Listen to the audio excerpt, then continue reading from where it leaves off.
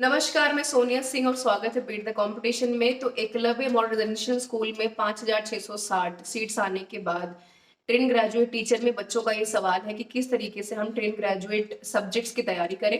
चाहे वो हिंदी है, चाहे वो यहाँ पर इंग्लिश है, चाहे वो मैथ्स है, चाहे वो साइंस है, चाहे वो एसएसटी है।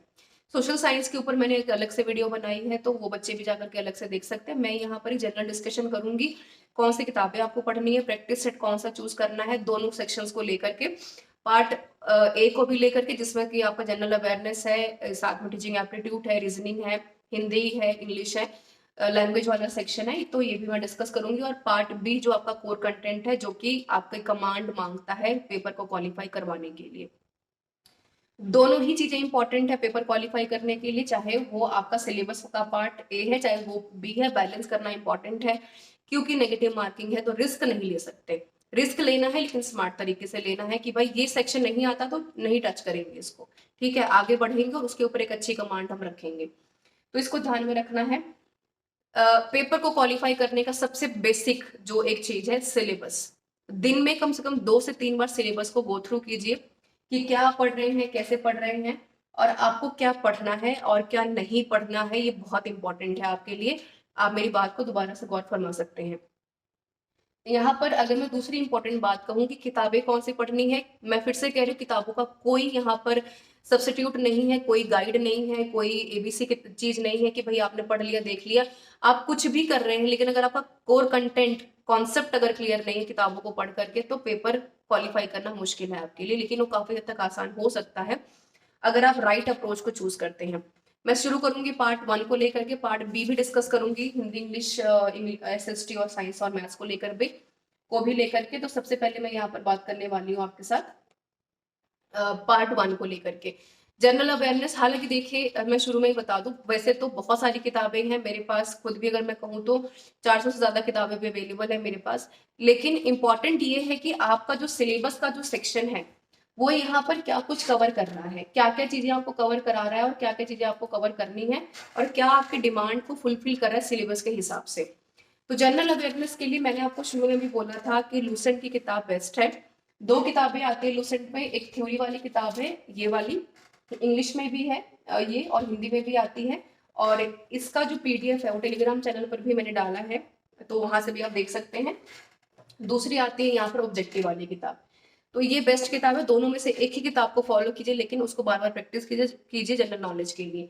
दूसरा जो यहाँ पर इन्होंने पूछा है कि भाई current affair with special emphasis in the field of education, national education policy, right to education, e Pathshala क्या है, निपुण क्या है, निष्ठा क्या है, दीक्षा क्या है, स्वयं क्या है, स्वयं प्रभा क्या है। इस टॉपिक के ऊपर मैं अलग से वीडियो बना चुकी हूँ, और पूरी एक पीडीएफ भी मैंने आपको टेलीग्राम पे शेयर कर दी है, जिसमें कि टॉपिक आपको कवर करने हैं। हालांकि अपने एंड से भी मैं सारे टॉपिक में कवर करवाऊंगी। इन सबकी पीडीएफ भी आपको टेलीग्राम चैनल पर फ्री ऑफ कॉस्ट अवेलेबल है, तो वहां से आप देख सकते हैं। इससे ज्यादा आपको नहीं पढ़नी है चीजें। मिनिस्ट्री ऑफ जो एजुकेशन वाली वेबसाइट है आपकी, गवर्नमेंट ऑफ इंडिया के, उसको एक बार जरूर देख लीजिएगा, जो कि मेजर इनिशिएटिव है, वहां से आपको चीजें मिल जाएंगी। रीजनिंग एबिलिटी, DSSB में, केंद्रीय विद्यालय में, नवोदय विद्यालय समिति में अब तक रीजनिंग एबिलिटी में जो भी सवाल पूछे गए हैं, सारे के सारे एक बार देख लीजिए, सॉल्व कर लीजिए। इतने से ही आपको क्लियर हो जाएगा कि भाई आपको रीजनिंग एबिलिटी में पढ़ना क्या है। उससे ज्यादा आपको नहीं पढ़ना है। कोई किताब, कोई अदर प्रैक्टिस सेट की जरूरत आपको नहीं है। अगर आपको लगता है कि किताब लेनी ही है, तो आप मैथ्स की कोई भी किताब, रीजनिंग एबिलिटी की कोई भी किताब मार्केट से खरीद सकते हैं। इसके अलावा नॉलेज ऑफ आईसीटी की अगर मैं बात करूं, तो यूजीसी नेट की किताब के बारे में मैंने चर्चा की थी आपके साथ पहले भी, ठीक है। तो 2 चीजें यहाँ पर कवर हो रही हैं, आपका टीचिंग एप्टीट्यूड का सेक्शन और आपका आईसीटी का सेक्शन। ये दोनों चीजें यहाँ पर कवर हो रही है। कहाँ से? एनटी यूजीसी नेट की किताब है, केवीएस मदान की किताब है। यूजीसी नेट वाले बच्चे पढ़ते हैं, आपके पास है, खरीद लीजिए। नहीं है, Telegram channel beat the competition से, जिसका कि डिस्क्रिप्शन बॉक्स में लिंक है, वहां से भी आप डाउनलोड कर सकते हैं। हिंदी इंग्लिश दोनों में मैंने अवेलेबल करवा दी है। टीचिंग एप्टीट्यूड यूनिट नंबर 1 है इसका, वो आपको कवर करना है। और आईसीटी के लिए आपको, यानी कि इंफॉर्मेशन कम्युनिकेशन टेक्नोलॉजी के लिए, चैप्टर नंबर 8 आपको कवर करना है, ठीक है, इसी किताब से। यानी कि कुल मिलाकर के 100 पन्नों में, 100 से 120 पन्नों में, साथ में दोनों को मिलाकर के 500 से ज्यादा प्रैक्टिस क्वेश्चंस भी इसमें मिल जाएंगे आपको। तो अदरवाइज आपको कोई प्रैक्टिस सेट या अलग से किताब खरीदने की जरूरत नहीं है। आपको बहुत मन है टीचिंग एप्टीट्यूड की किताब खरीदने का, तो दिशा पब्लिकेशन की किताब आती है, आप ले सकते हैं। 500 पन्नों की किताब अगर आप पढ़ पाएंगे 3 महीने के अंदर अंदर, तो वो बिल्कुल आपकी मर्जी, आप खरीद सकते हैं। मैंने बात कर ली यहाँ पर जनरल अवेयरनेस के बारे में, रीजनिंग एबिलिटी के बारे में, नॉलेज ऑफ आईसीटी मैंने डिस्कस कर लिया है, टीचिंग एप्टीट्यूड डिस्कस कर लिया है, एनईपी के बारे में बता दिया है, pedagogy and case study based, ये तो इसके ऊपर मैं अलग से बात करूंगी, हालांकि टीचिंग वाले पार्ट में कवर भी हो जाएगा। अब बात करेंगे जनरल इंग्लिश और जनरल हिंदी को लेकर के। लूसेंट की कोई भी किताब आपके पास है तो उसमें से पढ़ लीजिए, हिंदी इंग्लिश दोनों कवर हो जाएगा, काफी कॉमन बेसिक चीजें आपसे पूछी गई हैं।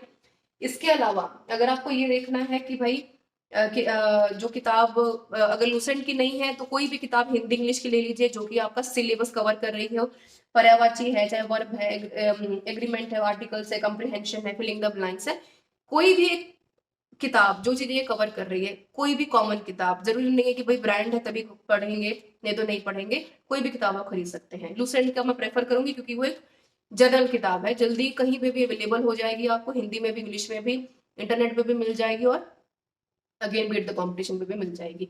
ये तो देखिए मैंने डिस्कस कर लिया आपका सिलेबस पीजीटी का भी और टीजीटी का भी, जो आप देख पाएंगे स्क्रीन के ऊपर। पार्ट 1 का लैंग्वेज के ऊपर मैं अलग से बात करूंगी, तो 30 नंबर का आपसे पूछा गया, हालांकि मैंने जो चीजें जरूरत की थी यहाँ पर मैंने आपसे बात कर ली है। तो भाई ये है आपका 120 नंबर का paper with the negative marking, 30 number आपके क्वालिफाइंग। अब आते हैं पार्ट 2 के बारे में, जो बच्चों ने सवाल पूछा है हिंदी को लेकर के, मैथ्स को लेकर के, एसएसटी को लेकर के, इंग्लिश को लेकर के और साइंस को लेकर के।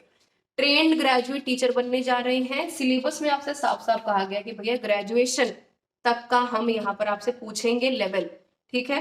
तो क्लास 6 की एनसीईआरटी, क्लास 7 की एनसीईआरटी, क्लास 9th की एनसीईआरटी, क्लास 10th की एनसीईआरटी, और साथ में अगर समय बच रहा है तो ग्रेजुएशन की कोई भी आपकी डिग्री वाली पर्टिकुलर किताब पढ़ लीजिए, वो आपका पूरा सिलेबस कवर कर देगी। क्योंकि सिलेबस में क्या पूछा है, इन्होंने कहा है एनसीईआरटी प्लस ग्रेजुएशन।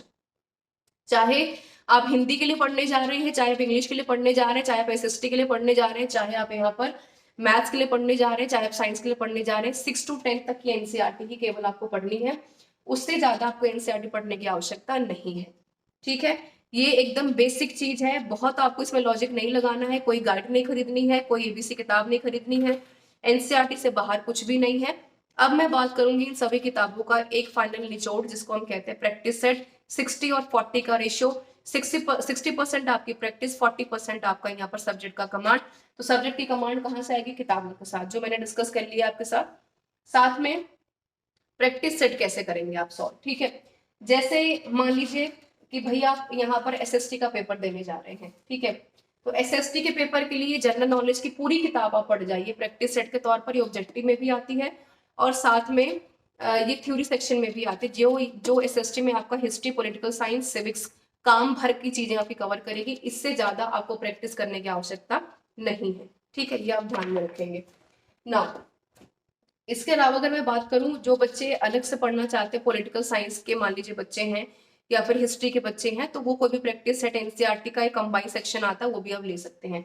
इसके अलावा हिंदी की भी एनसीईआरटी आती है, जैसे उदाहरण के तौर पर जो बच्चे पीजीटी में पॉलिटिकल साइंस की तैयारी कर रहे हैं या फिर जिन्होंने भाई पॉलिटिकल साइंस में पेपर देना है, ये देखिए ये हिंदी में मेरे पास है, भारतीय संविधान की किताब है ये, ठीक है, महेश कुमार वर्णमाल की किताब है, भारतीय संविधान एंड राज्य व्यवस्था, एनसीईआरटी की ही सिर्फ ये बेस्ड किताब है, ठीक है।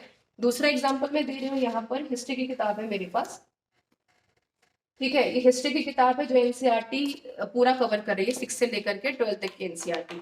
बिल्कुल इसी तर्ज पर आप हिंदी की एनसीईआरटी ले सकते हैं, आप यहाँ पर मैथ्स की एनसीईआरटी ले सकते हैं सॉल्व करने के लिए, आप साइंस की एनसीईआरटी ले सकते हैं, साथ में कंबाइंड वे में आप इंग्लिश की एनसीईआरटी भी ले सकते हैं, और आप यहाँ पर चाहे तो मैथ्स की भी और बाकी अदर भी एनसीईआरटीज आप यहाँ पर ले सकते हैं, जो आपको इजी टू अवेलेबल हो जाएगी, ठीक है। यानी आपको किताबें मिल गई, आपका प्रैक्टिस सेट मिल गया, ये दो चीजों को आधार बना करके अपनी तैयारी को पूर्ण कीजिए, यही दो चीजें हैं जो आपको करवाएंगी आपकी एक सीट पक्की। साथ में बहुत इंपॉर्टेंट है स्मार्ट वर्क, हार्ड वर्क के साथ साथ, क्योंकि हार्ड वर्क हर कोई कर रहा है, लेकिन आप स्मार्ट वर्क करके कितना अपनी चीजों को क्वालिफाई कर पा रहे हैं ये आपके ऊपर डिपेंड करता है। प्रैक्टिस मस्ट है, उसको आप स्किप नहीं कर सकते। ये एक जनरल डिस्कशन थी ट्रेंड ग्रेजुएट टीचर्स के लिए। आगे मैं बात करूंगी नेक्स्ट वीडियो में कि भाई आपको क्या पढ़ना है और क्या नहीं पढ़ना और पढ़ने का तरीका क्या होगा। उसके लिए मेरे साथ बने रहिए, डिस्क्रिप्शन बॉक्स में यहाँ पर हर एक लिंक आपको मिल जाएगा जहां पर जाकर के आप अपनी हर एक समस्या का समाधान खोज सकते हैं, चाहे वो बीट द कॉम्पिटिशन का टेलीग्राम चैनल हो, इन सारी किताबों का पीडीएफ हो, चाहे यहाँ पर आपका प्रैक्टिस सेट हो, चाहे आपका यहाँ पर प्रीवियस सेट पेपर हो। मेरे साथ बने रहने के लिए आपका बहुत बहुत धन्यवाद। वीडियो को शेयर लाइक करना बिल्कुल मत भूलिएगा और चैनल से जुड़ना बिल्कुल मत भूलिएगा। और कोई कमेंट कोई सवाल जरूर पूछिएगा, हम हमेशा अवेलेबल हैं ताकि आपका फ्यूचर यहाँ पर बेहतर हो पाए। मेरे साथ बने रहने के लिए आपका बहुत बहुत धन्यवाद।